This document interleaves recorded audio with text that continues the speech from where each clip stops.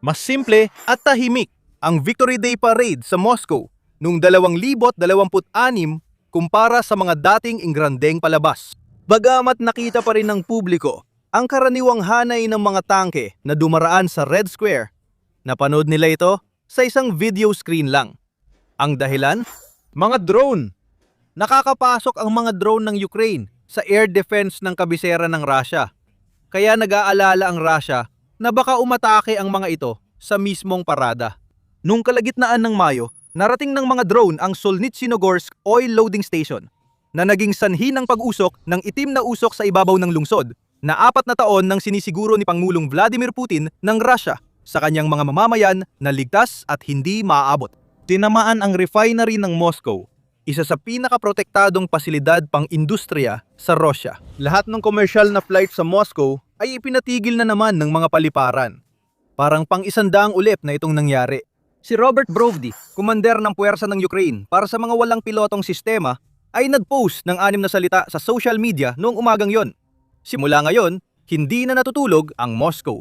Isipin mo, ang Ukraine na inaasahan ng Russia na masakop agad, na yon ay malayang tinatamaan ng kabisera ng Russia kahit kailan nila gusto. Hindi pa nga nila ginagamit ang sopistikadong missile mula kanluran. Hindi, ginagawa nila ito gamit ang mga drone na minsan ilang libong dolyar lang habang nakakalusot sa mga air defense system na nagkakahalaga ng milyon-milyon. Bilang tugon, naglagay ang pamahalaang Ruso ng Panzer S-1 missile launcher sa bubong ng kanilang Ministeryo ng Depensa. Ang sentro ng militar ng Rusya ay tila nagsusuot na ng sariling air defense system na parang helmet dahil wala na itong ibang pagpipilian.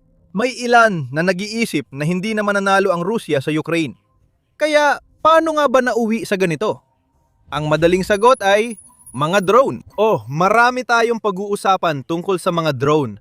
Pero hindi lang yon ang buong kwento. Ang tunay na dahilan kung bakit bigo ang Rusya sa Ukraine ay hindi dahil sa NATO, parusa, sandata ng kanluran, o tapang ng mga Ukrainian, kahit mahalaga ang mga ito.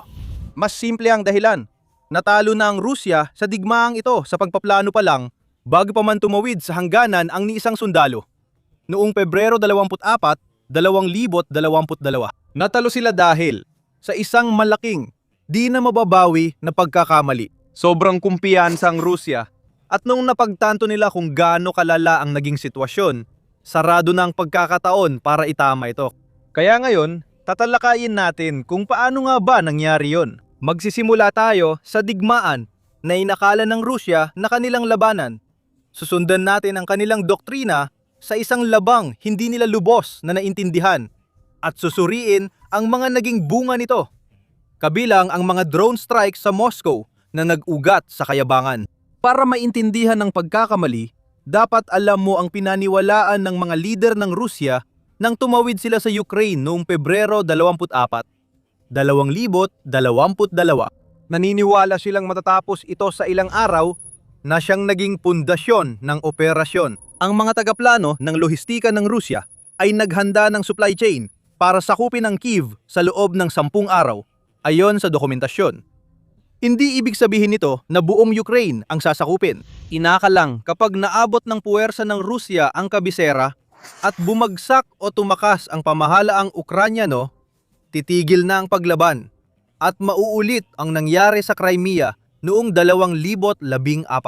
Dahil dito, naubusan ng gasolina ang tangke at pagkain ang mga sundalo, hindi lang dahil sa lohistika ng Rusya, kundi dahil ang sistema ay ginawa para sa mabilisang operasyon, hindi sa matagalang labanan. Isipin mo ang tunay na ibig sabihin nito. Maingat na pinlano ng militar ng Rusya, ngunit para sa maling digmaan. Inilantad ng plano ang sobrang kumpiyansa, pagmamaliit sa determinasyon ng Ukrainyano, at delikadong desisyon na magpadala ng puwersa. Malaki ito para magdulot ng ingay, pero hindi sapat para tunay na manalo. Sa papel, isa ang Rusya sa pinakamalalakas na militar sa mundo noong sumalakay sila. Libu-libong aktibong sundalo, libu-libong tangke at armored vehicles, at aerospace force na may mas maraming eroplano kaysa karamihan ng bansa. Hypersonic na mga missile, mga sandatang nuklear, isa sa pinakamalalaking budget militar sa mundo sa loob ng maraming taon. Sa bilang pa lang, wala talagang laban ang Ukraine sa kahit alin dun at hindi ito ginamit ng Rusya.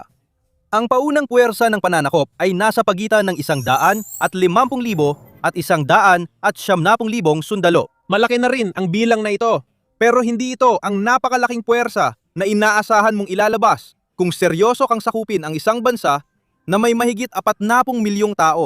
Noong 1971, nagpadala ang koalisyon ng Estados Unidos ng halos 700,000 sundalo para palayain ang Kuwait mula sa Iraq, isang bansang mas maliit sa sukat, populasyon at militar kaysa Ukraine. Mukhang nakita ng mga tagaplano ng Russia ang mga numerong yon. Tinignan ang Ukraine at nagpasya na. Kaya nila ito. Gamit lang isang kapat ng bilang, umaasang babagsak agad ang Kiev bago makapag-organisa ng malakas na paglaban. Hindi pa sabihing wala sa katinuan ang Russia sa paniniwalang kaya nilang magtagumpay. Noong 2014, mabilis na inangkin ng Russia ang Crimea na halos walang paglaban mula sa militar. Noong taon ding yon sa silangang Donbas, nagtayo ng 2 rebelding republika ang mga separatistang suportado ng Russia gamit ang lokal na kakampi, lihim na suportang militar at kaguluhan sa Kiev. Hindi malaking puwersa ang kailangan, kundi nabigla lang ang Ukraine at nahirapan dahil sa sarili nitong suliraning pang-ekonomiya.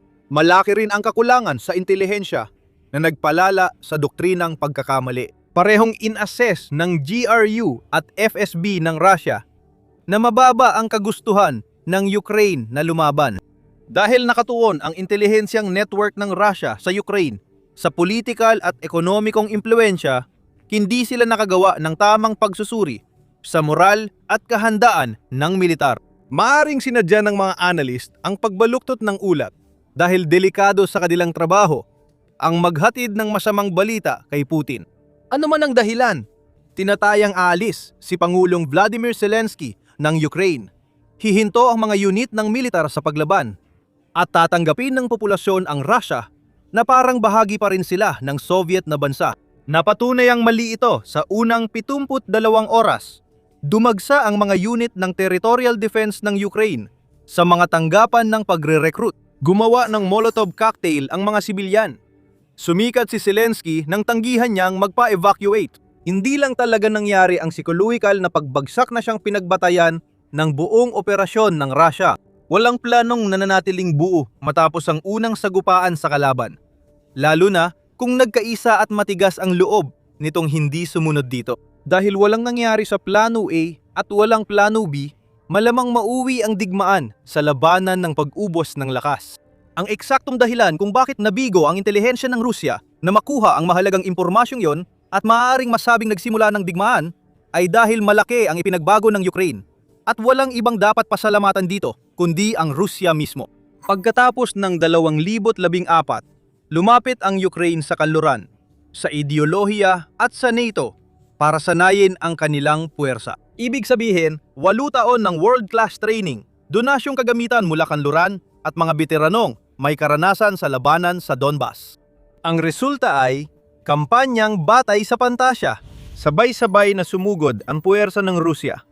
Papuntang Kiev mula Hilaga, Kharkiv mula Hilagang Silangan, at Kherson mula Timog. Kumalat ang kulang nilang puwersa sa malawak na harapan dahil inakala nilang hindi matindi ang paglaban at susuko ang mga Ukrainian kapag nalagay sa panganib ang kabisera.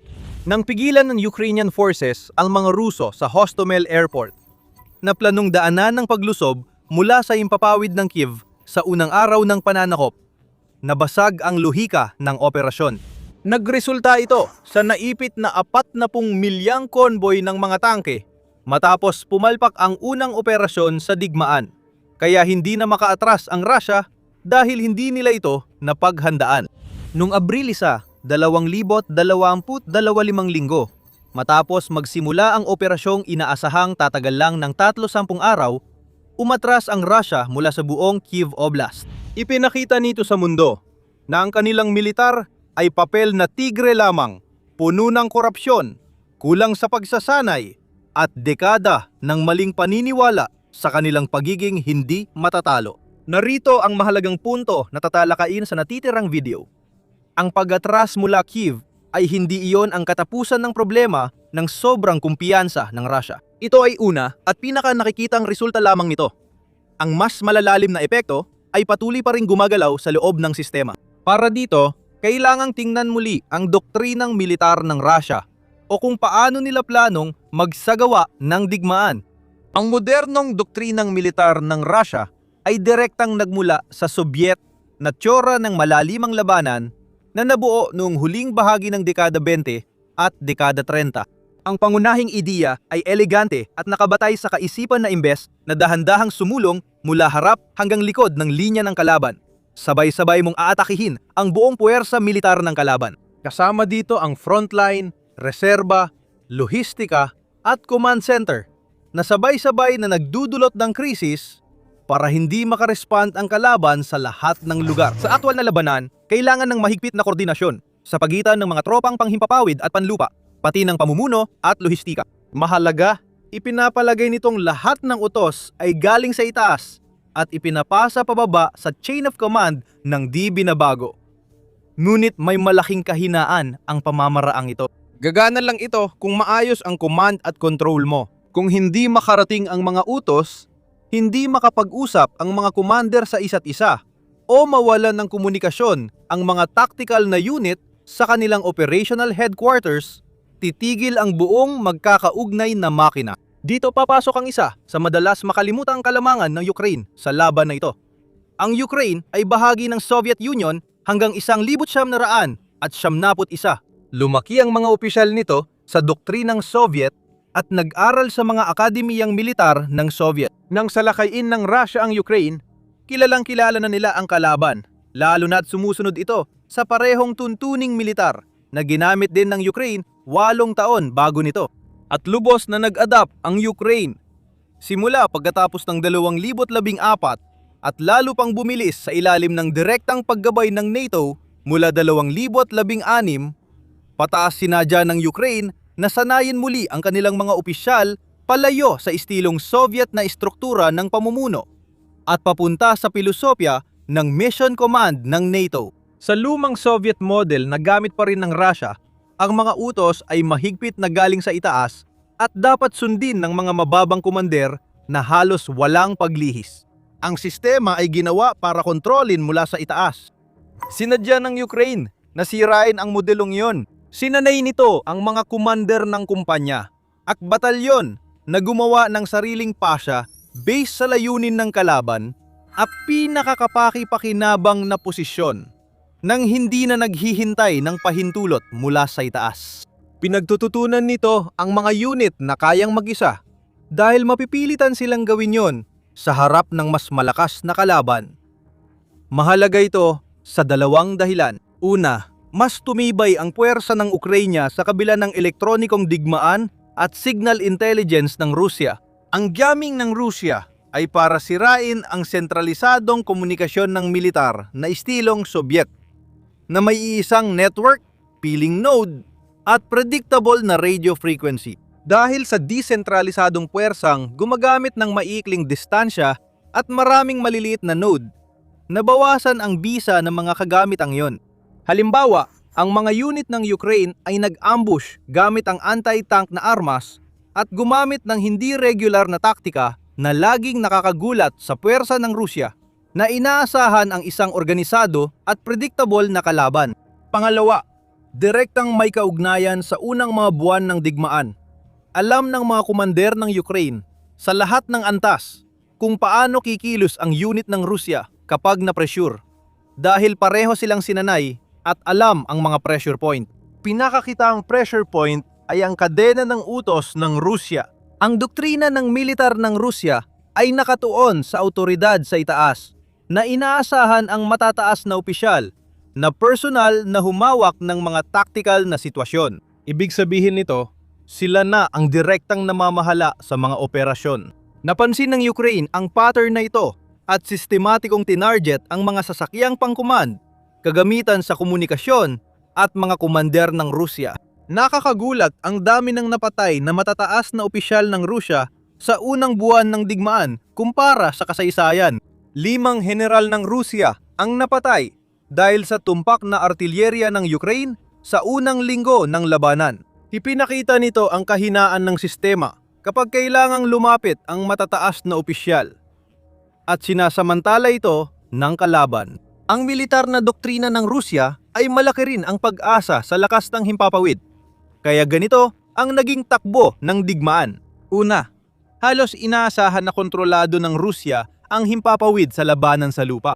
Kinakailangan ng tiyora ng pinagsamang armas at malalim na labanan na malaya ang abyasyon ng Rusya para suportahan ang mga puwersa sa lupa. Kasama dito ang pagsira sa depensa ng kalaban, pag-atake sa kanilang lohistika, at pagbibigay ng malapitang suporta mula sa himpapawid sa sumusulong na impanterya at armor.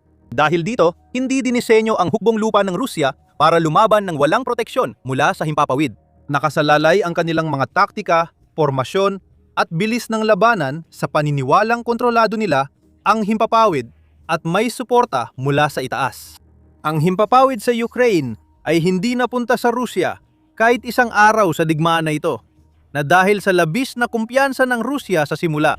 Para makamit ang kontrol sa himpapawid, kailangan mo munang patahimikin ang mga depensa sa himpapawid ng kalaban. Nagpakawala ang Rusya ng mahigit 1,100 misil sa Ukraine. Sa unang 3 linggo ng digmaan, tinatamaan o tinatangkang tamaan ang 75% ng mga depensa laban sa himpapawid ng Ukraine. Naikalot ng Ukraine ang mga mobile na sistemang misil laban sa himpapawid bago ang pananakop, kaya nailigtas nila ang karamihan mula sa unang pag-atake. Simula noon, ang Russian Aerospace Forces, VKS, ay nag-ooperate sa kapaligirang pinag-aagawan ang kontrol na hindi napagandaan laban sa Air Defense Network na hindi nila napabagsak habang mabilis na uubos ang precision munitions nila.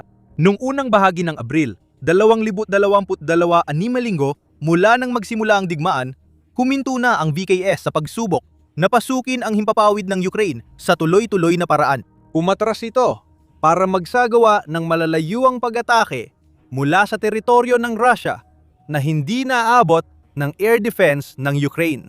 Ngunit dahil walang close air support sa lawak na orihinal na inaasahan, madalas na kailangang sumulong ang mga puwersa ng armor at infantry ng Russia na may limitadong proteksyon mula sa himpapawid. At dahil walang epektibong air interdiction sa mga supply line ng Ukraine, patuloy na dumadaloy ang mga sandata mula sa kanluran papunta sa harapan. Dahil hindi napatahimik ang artilyera ng Ukraine, nagpatuloy ang operasyon nito at nagdulot ng maraming kaswalti. Lahat ng opensibang panlupa ng Rusya mula Abril 2022 ay naapektuhan ng kawalan nila ng dominasyon sa himpapawid, na mahalaga para sa karamihan ng makabagong militar. Imbes na aminin ang pagkabigo ng kanilang doktrina at magbago ayon sa bagong sitwasyon, pinaninindigan pa rin ng karamihan sa mga teoristang militar ng Rusya na tama ang kanilang mga ideya. Para sa kanila, ang mga pagkatalo ay dahil lang sa maling pagpapatupad at di inaasahang tulong ng kanluran sa Ukraine, hindi sa mismong depekto ng kanilang doktrina. Labis ang kumpiyansa ng Rusya na hindi aaminin ng sistema ang pagkabigo, kaya paulit-ulit ang parehong estratehiya kahit namamatay ang mga sundalo. Pagkatapos ng mga unang buwan at ang pagkubkob sa Kyiv ay naging bahagi ng kasaysayang militar, nagsimulang humina ang Rusya. Sa puntong yon, napagtanto na ng karamihan sa mga analyst na magiging mahaba ang digmaan. Pero ang mahabang digmaan ay nangangahulugan na kailangan ng Rusya na gamitin ang tunay nitong lakas militar, yung klase na hindi nila inilabas noong Pebrero dahil inakala nilang hindi nila ito kakailanganin. Pinakamalaga, kailangan ng Rusya ng modernong kagamitan at teknolohiya. Pero noon, sarado na ang tsansa para makuha ito. Makalipas lang ang ilang oras mula nang magsimula ang pananako, nagpatupad ang Estados Unidos, European Union, United Kingdom at maraming kaalyadong bansa ng pinakamalawak na ekonomikong parusa sa makabagong kasaysayan. Sa mga sumunod na linggo at buwan, partikular na itinarget ang mga parusang iyon sa mga teknolohiyang kailangan ng produksyon ng militar ng Rusya. Tinanggalan nila ang Rusya ng access sa microelectronics, semiconductors, advanced machine tools at precision manufacturing equipment. Ibig sabihin, hindi kayang gawin ng Rusya ang mga bagong guidance chips communications hardware o advanced drone control systems. Ang dahilan kung bakit naging lubang mapanira ang mga sanksyon ay dahil malaking ipokrito ang Rusya.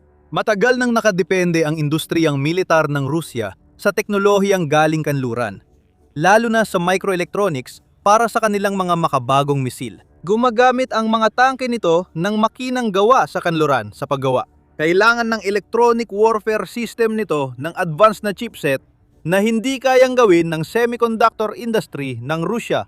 Lahat ito ay mula sa Royal United Services Institute na nagdokumento ng ganitong pagdepende at nagsabing Western supply chain ang nagbibigay sa Rusya ng anumang pangmilitar na kailangan nito. Hindi agad tumatalab ang mga parusa dahil may malalaking imbakan ng kagamitan ng Rusya mula Soviet times at marami rito ay itinabilang hindi binaklas. Maaring magamit muli ng Rusya ang mga iyon sa digmaan. Ngunit hindi nila kayang palitan ang mga ito ng modernong kagamitan. Ipinapakita ng pagmamadaling sumunod ang malaking pagkakamali ng Rusya sa kanilang kalkulasyon. Agad silang lumapit sa Iran para sa Shahed attack drone. Matagal nang dinedevelop ng Tehran ang mga loitering munition. Ngunit hindi nag-invest dito ng seryoso ang Rusya dahil sa sobrang kumpiyansa sa sarili bago ang digmaan. Lumapit ito sa Hilagang Korea para sa milyong-milyong bala ng artilyerya na kapantay ng sariling produksyon. Nang hindi nagtagumpay, ginamit na ang mga nakaimbak.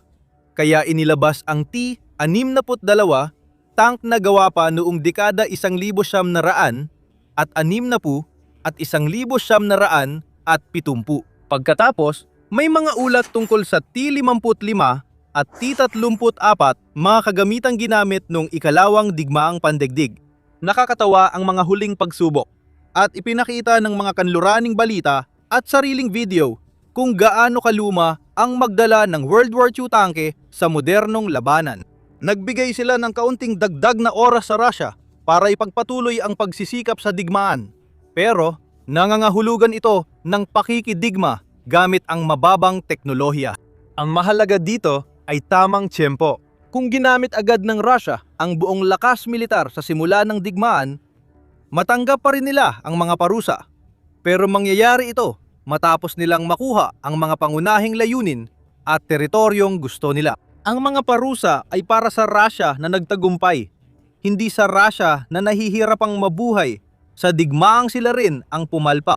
Sa puntong yon, maaring hindi napansinin ng Russia ang mga parusa dahil magkakaroon ito ng bagong masaganang teritoryo at laging handang bumili ang China. Dahil pinili ng Russia ang sobrang kumpiyansa kaysa lakas, agad dumating ang mga parusa habang sila'y nakikipaglaban. Bago pa man makamit ng Russia ang anumang magbibigay rito ng alas para maipagnegosasyon ang pag-alis ng mga iyon. Ngayong malinaw na ang konteksto, pag-usapan natin ang digmaan ng mga drone. Tandaan, hindi ito hiwalay sa mga dating nangyari. Maaring sabihing dahil sa sobrang kumpiyansa ng Russia, nagawang ipagtanggol ng Ukraine ang sarili nito ng matagal.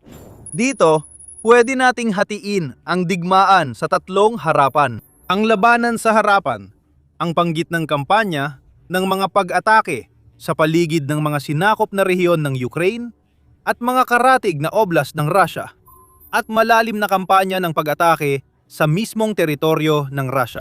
At panalo ang Ukraine sa tatlo. Sa harapan, napakabigat ng mga bilang. Pagsapit ng kalagitnaan ng 2,026 maliliit na FPV drones na may pampasabog na ulo na nagkakahalaga lang ng ilang daang dolyar ay bumubuo ng halos 80% ng kaswalti sa labanan at parehong ginagamit ng magkabilang panig. Malinaw na nangunghuna ngayon ang Ukraine. Nakabawas ang Rusya sa agwat sa mga tactical na drone noong 2025. Isa sa mga dahilan ng kanilang tagumpay sa labanan sa taong yon. Pero natigil ang pag-usad na yon. At dahil sa isang simpleng dahilan, hindi makakuha ang Rusya ng sapat na tao na kailangan nila para mapatakbo ng epektibo ang kanilang mga puwersa ng drone.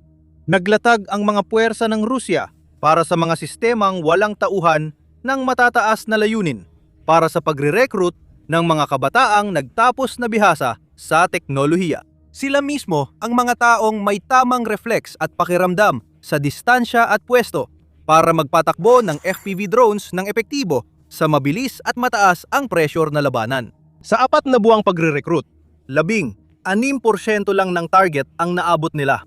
Ang pangunahing dahilan ay simple. Hindi kaakit-akit para sa mga edukadong kabataang Ruso ang sumali sa militar. Alam nila ang sitwasyon sa harap at walang kasiguruhan na hindi sila maililipat mula drone control station papuntang assault infantry unit kung kailangan ng kumander para sa atake. Sinubukang palawakin ng Russia ang kanilang pangunahing Rubicon drone unit, dating pinakamakapangyarihang unit ng Russia na dahilan kung bakit unti-unting nawalan ng access ang Ukraine sa drone infrastructure. Nanibaba ng Russia ang pamantayan sa pagpasok at palawakin ng puwersa para mapuno ang linya ng harapan. Lumaki nga ang bilang, pero bumaba naman ang kakayahan. Sa huli, muling sumablay ang Russia dahil sa sariling doktrinang militar. Sa halip na hayaan ang mga walang tauhang puwersa na maging medyo malaya mula sa iba pang operasyon sa harapan, sinubukan ng Russia na sentralisahin ang kanilang mga operasyon upang umayon sa mga pangunahing pag-atake. Ibig sabihin, nagpapadala ang Russia ng mga drone sa Ukraine na napaghahandaan naman ng Ukraine gamit ang pinaka-advanced na depensa nito. Ang resulta, nabawasan ng drone at operator ng ilan sa pinakamahusay na unit ng Russia sa pagpapatakbo ng drone. Isang malaking dahilan kung bakit nagawa ito ng Ukraine ay dahil wala itong mahigpit na istruktura ng pamumuno at ang mekanismo ng inobasyon nito ay sumusunod din dito. Mabilis mag-inobate ng drone ang Russia pero limitado pa rin sila dahil sa kakulangan ng kalayaan pagdating sa pagsubok at paggamit ng mga ito. Ngunit kapag nakakita ang mga Ukrainian drone operator ng kontra-mekanismo mula sa Russia, agad silang nagsisimulang magdisenyo ng tugon na sinusubukan nila sa aktual na labanan sa loob lamang ng ilang araw. Maaring makarating ang bagong drone sa mga front unit sa loob ng ilang linggo. Ang feedback loop mula sa unahan papunta sa pabrika ay maikli, mabilis at suportado ng Ukraine, kung saan ang lahat ng mga gumagawa ay walang tigil na sumusubok at nagtutulungan gamit ang pinagsama-samang mga resources, pangunahin sa pamamagitan ng Brave One cluster. Sa Russia, kailangan pang dumaan sa maraming antas ng pag-apruba, komplikadong pagbili, at kulturang militar na kadalasang nagpaparusa sa tactical na inisyatiba. Nagkakaroon ng technological na agwat dahil mas mabilis mag-innovate ang Ukraine, hindi dahil sa mas maraming resources. Dahil halos lahat ay gumagamit ng drone, mahalaga ang bilis ng pagbabago. Nang mag-innovate ang Russia, tinamaan na naman ito ng mga parusa. Malaki ang in-invest ng Russia sa fiber optic guided FPV drones na bagong tactical na opsyon dahil hindi naapektuhan ng electronic jamming ang fiber optic control. Ayon sa mga unang ulat, mas kinatatakutan ng Ukraine ang fiber optic drones kaysa ibang bagay sa malapitang bahagi ng frontline. Ang Russia ang unang bansa na gumamit ng mga drone sa ganitong paraan at masasabi ring ito ang dahilan kung bakit sumunod ang Ukraine. Sobrang epektibo ng mga drone dahil halos walang paraan para mapatigil ang mga ito. Pero ang 50 kilometrong spool ng fiber optic cable na nagkakahalaga ng humigit kumulang $300 nung 2022 ay umaabot na sa $2,500 pagsapit ng 2026. Dahil sa higpit ng global supply chain at pagtaas ng demand mula sa magkabilang panig ng digmaan, nangyari ito. Nakakagulat na parehong Ukraine at Russia ay umaangkat ng karamihan ng kanilang cable mula sa parehong mga supplier sa China na nagpapakitang ginagamit ng China ang magkabilang panig para sa sariling ekonomiya. Hindi gaanong umaasa ang Ukraine sa cable-guided drones dahil nag-invest na sila sa mas murang radio control systems na pwedeng i-mass produce. Ang Russia ay gumawa ng malaking technological na sugal at ngayon ay nagbabayad ng mataas na halaga para dito na lalo pang lumalaki habang lumilipas ang bawat buwan. May kalamangan din ang Ukraine dahil sa motibasyon at kultura ng inobasyon na tumutulong sa mga puwersang depensa sa isang digmaang ubusan. Lumalaban ang mga drone operator ng Ukraina para sa kanilang mga tahanan at may Starlink ang Ukraine. Ang halos total na pagputol ng access ng Rusya sa satellite network ni Elon Musk ay talagang nagpabago sa takbo ng laban. Walang katulad ang Starlink sa Rusya. Walang mura, halos di ma-jam, at mabilis na satellite communications para sa mga unit sa unahan. Ang hindi pagkakapantay ay nakikita sa bawat laban ng mga tactical na drone. Umakyat tayo sa gitnang saklaw ng pag-atake, 13 hanggang 130 milya mula sa frontline hanggang likuran ng Rusya. Dito, ginawang kampanya ng Ukraine ang sistematikong pagpapahina sa lugar na ito. Inanunsyo ni Pangulong Zelensky noong Mayo 2026 na dumoble ang missile strike mula Marso at naging 4 na beses mula Pebrero. Kaya lumipat ang Ukraine mula depensa tungo sa aktibong layuning putulin ang access ng Russia sa frontline gamit ang drone warfare. Sinubabaybayan ng Center for Information Resilience ang 300% pagtaas ng pag-atake ng Ukraine sa air defense at electronic warfare assets ng Russia noong Marso at Abril 2026. Tintarget ang halos 80 sistema sa 8 linggo. Mahal at mabagal gawin ang air defense system at ang tuloy-tuloy na pagkawala ay nagdudulot ng feedback loop.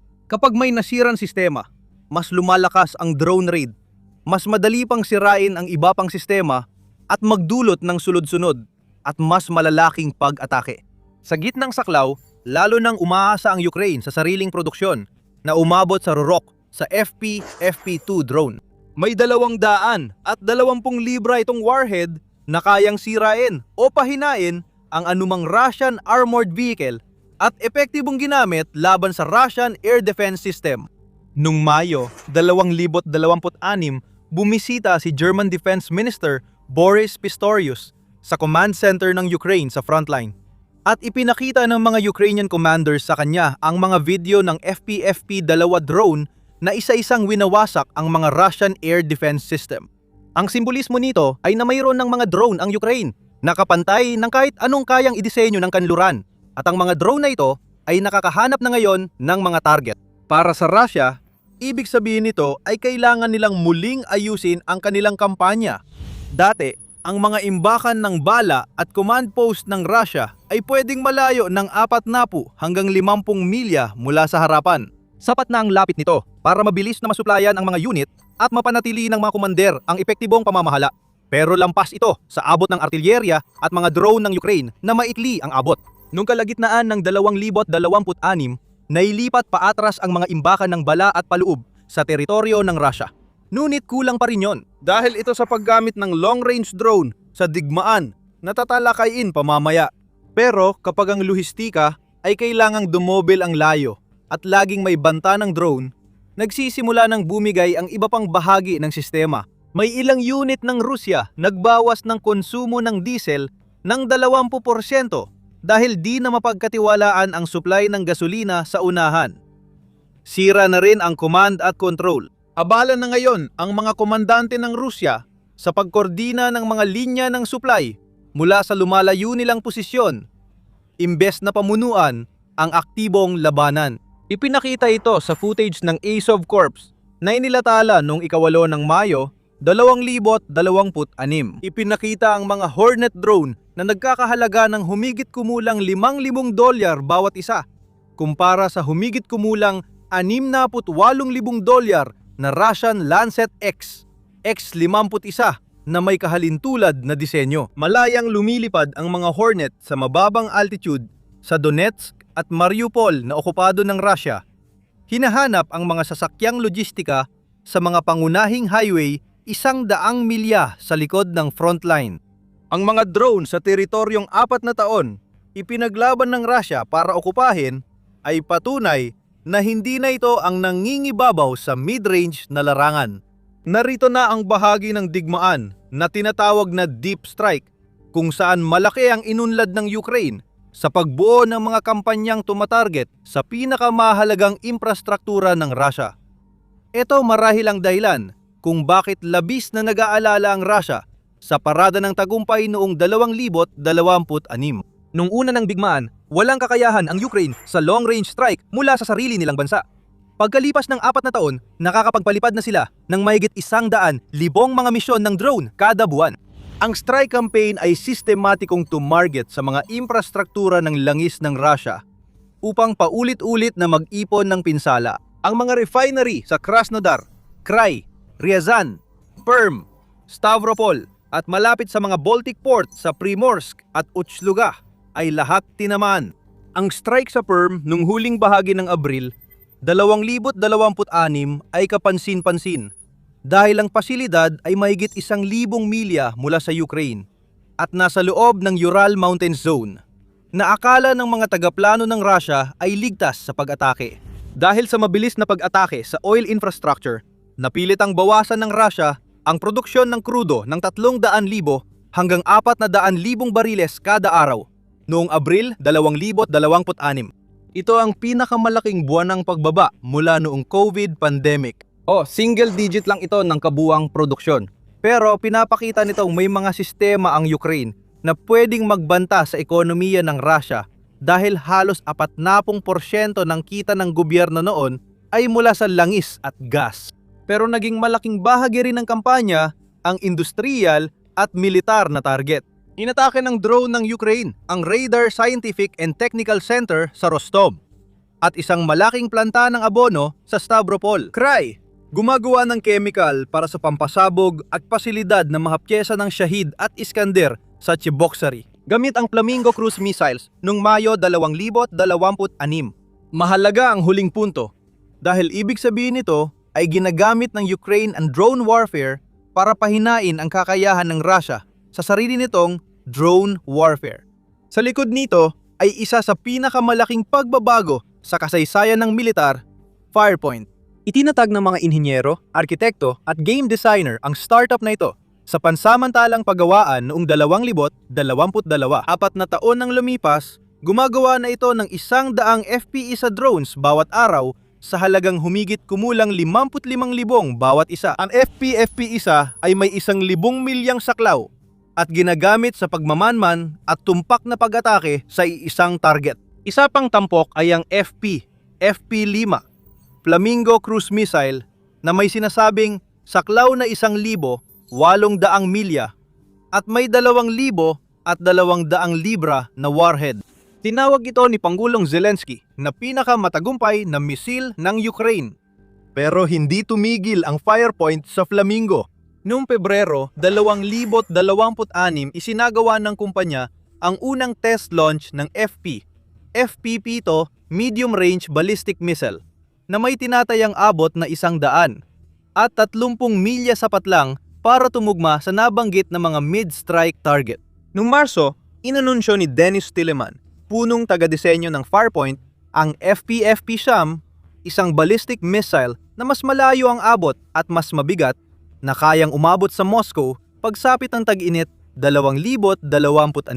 Ang susi para sa FP-7 ay bilis. Habang ang ballistic missile ng Russia na Iskander ay tumatama sa bilis na humigit kumulang 800 metro bawat segundo. Sinasabi ni Tilleman na ang FPFP-7 ay tatama sa higit 1,200 sapat na kabilis upang malampasan ang interceptor missiles na nakapalibot sa pinakamahahalagang target ng Russia. Tinatayang isa sa bawat 4 na FP-7 lang ang makararating sa target. Para sa bansang di kayang gumawa ng drone, 4 na taon nang nakalipas, dapat itong pag-isipan ng Russia. Lumalalang problema ito na kinakaharap ng Russia sa malalayong pag-atake. Bawat bagong drone ng Ukraine laban sa Russia ay nagtutulak sa Russia na gumastos pa sa air defense at ilayo ang mahalagang asset sa harap. Mas kailangan ng Kremlin na magpalaganap ng propaganda at ipaliwanag sa mamamayan kung bakit umaabot pa rin ang digmaan sa kanilang mga refinery, paliparan at posibleng sa kabisera. Kahit sinasabi nilang kontrolado ito. Pinapapitan ng 3 harapan ng digmaan ng drone ang isang malinaw na larawan. Ang bansang pumasok sa tunggaliang ito, na taglay ang lahat ng konbensyonal na kalamangan, ay ngayon ay sistematikong natatalo ng mas maliit na kalaban na napilitang mag-innovate at patuloy na sinusubok sa totoong labanan sa loob ng 4 na taon. Ngayon, Kung gusto mong matutunan pa ang tungkol sa kahit anong particular na uri ng drone na ginagamit ng Ukraine, siguraduhing mag-subscribe ka sa The Military Show. Nagpo-post kami ng mga araw-araw na video na detalyado kung paano ginagamit ang mga drone, saan sila ginagamit, at kung gaano sila ka-epektibo sa bawat araw. Isa sa pinaka-eleganteng aspeto ng technological na ebolusyon ng Ukraine ay kung paano nito tinalo ang tinatawag na cost exchange problem ng mga defense analyst. Sa karaniwang digmaan, sentro ang problemang ito sa kalkulasyon ng umaatake.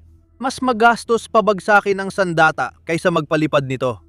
Kaya maaring maubos ng umaatake ang interceptor ng tagapagtanggol gamit ang maraming murang bala. Ginagamit ng Rusya ang estratehiyang ito gamit ang Shahid attack drones na ginagawa nila sa Alabuga Special Economic Zone sa Tatarstan at sabay-sabay inilulunsad ng daan-daan kada atake. Binaliktad ng Ukraine ang sitwasyong ito at ginawa nila ito sa paraang pabor sa kanila. Ang Sting FPV interceptor drone ng Ukraine ay nagkakahalaga ng humigit kumulang $2,000 at $100. Ang pinakamurang Shahid drone ng Rusya ay nagkakahalaga ng hindi bababa sa $35,000 bawat isa. Halos 15 beses na mas mahal. Nung malawakang pag-atake ng drone ng Rusya nung kalagitnaan ng Mayo 2026, gumamit sila ng 1,500 at 67 attack drones na sabay-sabay na inilunsad sa isang koordinadong pag-atake. Na-intercept ng Ukraine ang 1,400 at 73 sa mga ito. Ibig sabihin ay nakamit nila ang 74% interception rate. Ang Sting lamang ay nakapagtala ng mahigit 100 nawasak.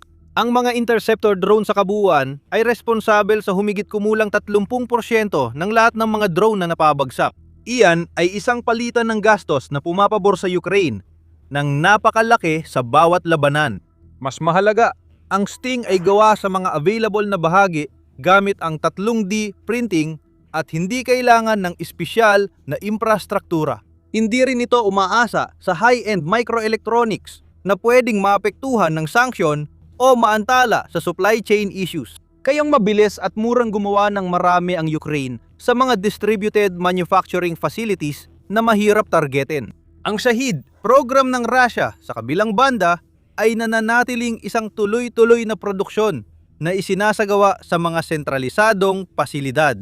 Malaki ang pagdepende nito sa Iranian suppliers. Pero hindi rin maganda ang kalagayan ng Iran, lalo na't may sarili itong labanan sa gitnang silangan. Napansin ng mundo ang tagumpay ng Ukraine sa digmaan gamit ang drone. Noong Marso 2026, mahigit 200 Ukrainian drone pilots ang ipinadala sa Persian Gulf para tumulong sa US at Gulf forces laban sa drone attacks ng Iran. Gumagana ang SkyMap anti-drone command and control platform ng Ukraine sa Prince Sultan Air Base, Saudi Arabia, matapos magdulot ng mahigit $1 bilyong pinsala ang mga Shahed drone ng Iran sa US facilities sa rehiyon. Ang mga kasunduan sa depensa ay nilagdaan kasama ang Saudi Arabia, UAE at Qatar. Ang kasunduan sa drone cooperation sa Estados Unidos ay kasalukuyang nire-review ng iba't ibang institusyon. Ang bansang sinalakay ng Rusya na inaasahan nilang mawawala bilang isang geopolitical na entidad sa loob lamang ng isang weekend ay naging kinikilalang pandaigdigang leader sa unmanned warfare na may mga nagbabayad na kliyente.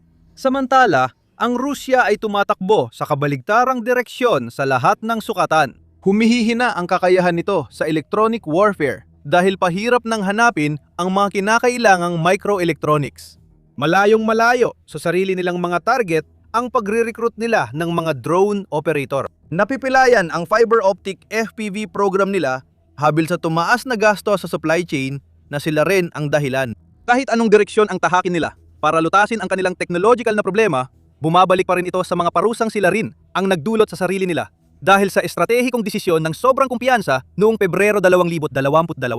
May ika-4 na dimensyon sa labang ito na madalas hindi napapansin kumpara sa tactical na aspeto.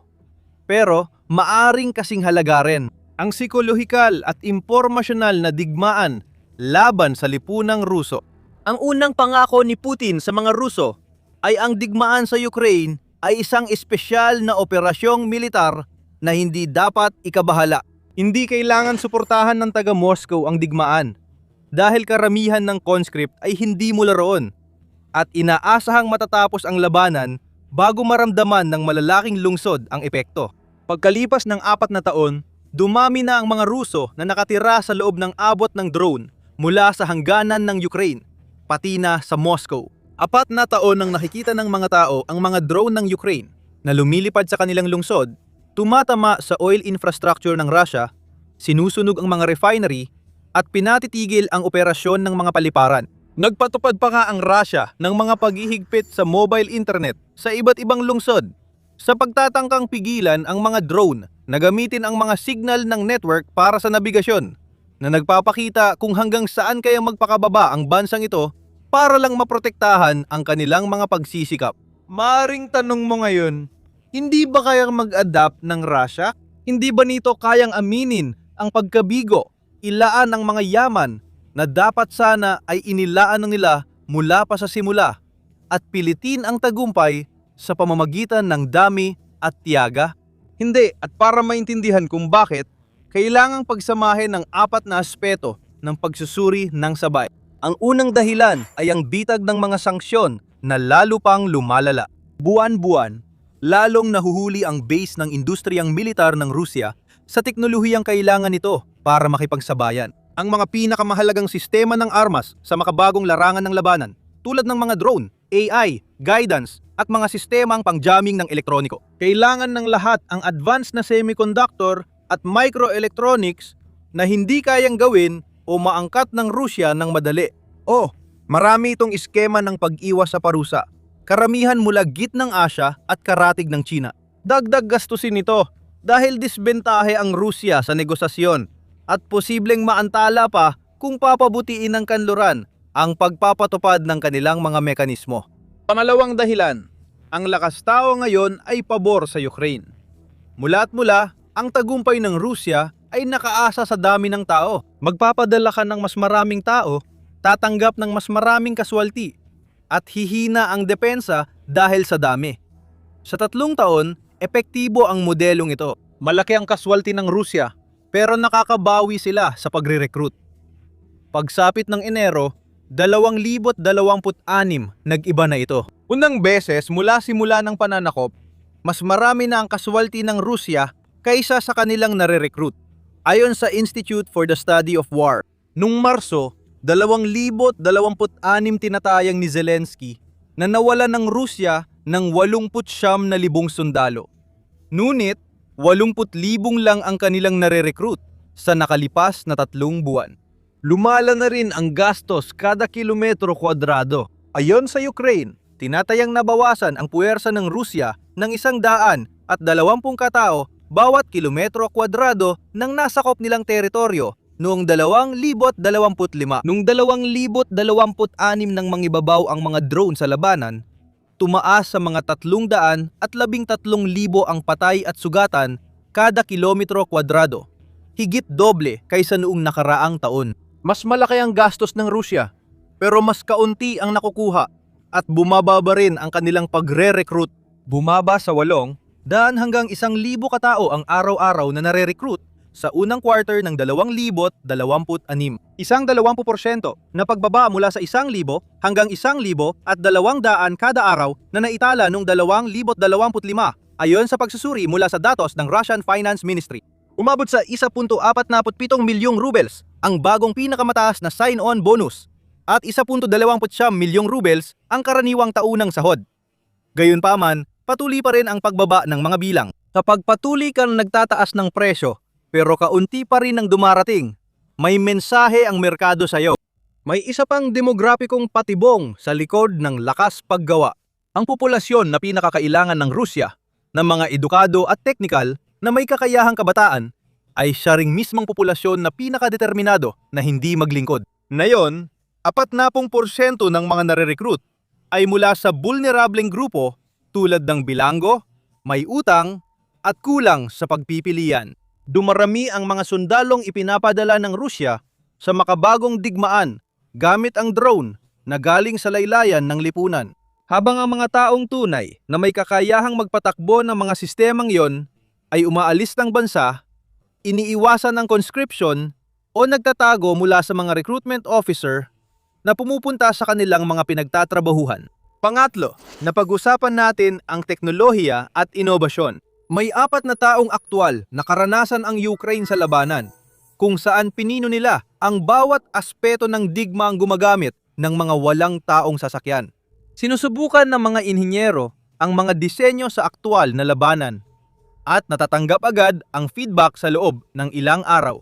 Lingguhan, nagbabago ng taktika ang mga operator bilang tugon sa kontra-hakbang ng Russia. Sinamanan ng mga komandante ang drone intelihensya sa lahat ng antas ng desisyon sa labanan. Hindi ito kaalamang makukuha lang sa pagbuhos ng pera sa problema. At iba ito sa karaniwang kanluraning paraan ng pagbili at pagdevelop ng gamit militar. Wala ring haanong dagdag na pera o tao ang Rusya na maibubuhos sa problemang ito. Umabot lang sa mga 1% ang GDP growth para sa 2025.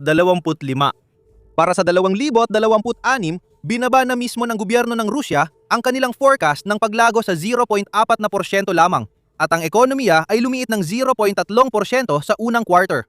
Ang unang pagliit ng ekonomiya mula pa noong unang bahagi ng 2023. Samantala, ang military spending ng Rusya para sa 2025 ay umabot sa $100 at $70 bilyong o 7.5% ng GDP. Ang pinakamataas na bahagi mula noong bumagsak ang Soviet Union. Sa 2026 tinatayang 40% ng federal na gastusin ang mapupunta sa budget na nagpapatuloy sa trend ng mataas na pamumuhunan sa militar. Kinailangan pa rin nilang bawasan ang military budget bilang kompensasyon at inamin nilang kulang ito. Upang bahagyang pundohan ito, tinaasan ng Rusya ang VAT rate mula 20% hanggang 22% sa simula ng 2026. Ang interest rates na dating 21% para labanan ng inflation dahil sa gastos militar ay bumaba na sa 16%. Ngunit hirap pa rin ang sibilyang ekonomiya. Mas malalim ang struktural na problema kaysa sa mga numero. Ang puhunan sa militar ay sumisipsip ng lakas paggawa, kapital at hilaw na materyales na nakakasama sa ibang sektor. Ang kakulangan ng manggagawa sa Rusya ay ipinapakita ng katotohanang ang opisyal na unemployment rate ay 2.2% lamang. Ito ay tila palatandaan ng kasaganaan. Ngunit sa katunayan ay nagpapakita na naubos ng reserbang manggagawa ng bansa. Sa sibilyang ekonomiya, sa mahabang digmaan sa Rusya, tanging agrikultura at pagmamanupaktura lang ang patuloy na lumago sa unang kalahati ng 2025. Tumigil ang paglago ng iba pa o lumiit pa. Kaya mahalaga ito sa argumento dahil isinara nito ang pintuang maaaring gamitin ng Rusya. Ang bansang may malusog na ekonomiya ay kayang tustusan ang digmaan, suportahan ng tingiyan, mamuhunan sa teknolohiya at kumuha ng kinakailangang tao. Kabaliktaran ng Rusya, lumiit ang ekonomiya at bumababa ang gastusing militar nito kapag isinaalang-alang ang inflasyon, kahit may digmaan pa rin. Nawawalan ng laman ang kanilang mga sibilyang industriya dahil ang mga taong dapat nagtatrabaho roon ay kinukuha at ipinapadala para lumaban sa digmaan. Struktural ang ika-4 na dahilan at ito marahil ang pinaka-fundamental. Patuloy na sinusubukan pa ring makipaglaban ng militar ng Rusya sa isang digmaang deep battle gamit ang mga istruktura ng utos ng Sobyet laban sa kalabang sadyang sinamantala ang mga kahinaan ng modelong ito. Alam ng Ukraine kung paano samantalahin ang kahinaang dulot ng sentralisasyon sa doktrinang Ruso. Ang air superiority na inaasahan ng mga operasyong panlupa ng Rusya ay hindi na umiiral sa Ukraine sa loob ng 4 na taon at hindi ito muling iiral hanggat may surface-to-air missiles ang Ukraine at gumagana ang kanilang industrial na base para palitan ang mga ito. Habang ang NATO ang may pananagutan sa mga parusang humahadlang sa Rusya sa ilang armas, hindi pa rin natatalo ang Rusya sa digmaan dahil sa NATO. Hindi sila natatalo dahil sa sandata ng kanluran, tapang ng Ukranyano kay Zelensky o iba pang karaniwang binabanggit tungkol sa labang ito. Mahalaga ang mga yon, pero hindi sila ang dahilan, kundi Bunga lang. Natatalo ang Russia dahil noong Pebrero 2022, inakala ng kanilang mga pinuno na kaya nilang sakupin ang Ukraine gamit ang maliit na bahagi ng militar sa loob ng isang weekend, nang hindi magdudulot ng internasyonal na tugon na magsasara sa kanilang technological na lifeline. Nagkamali sila sa tatlong bagay ng sabay-sabay, at ang tatlong pagkakamaling yon ay nagpatong-patong sa paraang naging mapaminsala at hindi na mababawi. Hindi sapat ang puwersang ipinadala nila para agad manalo. Hindi na rin post-Soviet na Ukraine noong 2014 ang kalaban nila. Mas malawak at matibay ang tugon ng internasyonal na komunidad kaysa sa inaasahan nila. Kung tungman sila kahit sa isa sa tatlo, baka ibang naging resulta. Pero dahil mali sila sa lahat, wala silang lusutan. Nang matanto ng Rusya ang kanilang malaking pagkakamali, napilitan silang makipagdigma at ibuhos ang lahat ng lakas kahit hindi nila makuha ang teknolohiyang kailangan. Sinusubukan nitong makipaglaban sa isang drone war ng ika-21 siglo sa ilalim ng rehimen ng mga parusang mula pa sa ika-20 siglo, gamit ang doktrinang militar na para sa kalabang matagal nang nagbago at isang kulturang pamumuno na masyadong matigas para makasabay sa bilis na hinihingi ng labanan. Hindi yan problema na malulutas mo sa pamamagitan ng mas maraming tao. Hindi rin yan problema na malulutas mo sa mas maraming drone o mas maraming misil o mas marami pang anumang kasulukuyang ginagawa ng Rusya. Hindi ito problemang malulutas sa pagdaan ng panahon dahil lalo lang naungusan ng Ukraine habang tumatagal. Buwan-buwan, gumagaling ang industriya ng drone ng Ukraine habang hirap ang Rusya makuha at mapanatili ang teknolohiyang kailangan nila. Lalong pumapabor sa Ukraine ang bilang ng pagkalugi sa digmaan at tila nasasanay na ang publiko ng Rusya sa drone attacks, saradong paliparan at sunog sa langis. Kaya mas nagdududa sila sa layunin ng digmaan. Naibabik tayo rito. Mula ngayon, hindi na matutulog ang Moscow. Pinatunayan ng Ukraine na kaya nitong atakihin ang kabisera ng Rusya, sirain ang infrastruktura ng langis, at pabagsakin ang lohistika ng Rusya anumang oras. Mula 160 kilometro sa likod ng frontline, napabagsak nila ang higit 70% ng attack drone ng Rusya sa maliit na bahagi ng gastos sa produksyon ng mga ito. May irony dito. Hindi natalo ang Rusya dahil mahina ito sa Ukraine, kundi dahil sobrang kumpiyansa nito sa sarili. Mayroon silang militar na kayang manalo agad, pero pinili nilang hindi ito gamitin. Yan lang ang dahilan kung bakit patuloy pa rin ang digmaan na ito. At yan din ang dahilan kung bakit hindi ito matatapos sa paraang gusto ni Putin. Para kay Putin, posibleng maari itong mga hulugan ng higit pa kaysa simpleng pagkatalo sa digmaan. Para malaman pang iba, panoorin ang video na ito. At siguraduhing mag-subscribe sa The Military Show para sa araw-araw na pagsusuri at balita tungkol sa pandaigdigang heopolitika.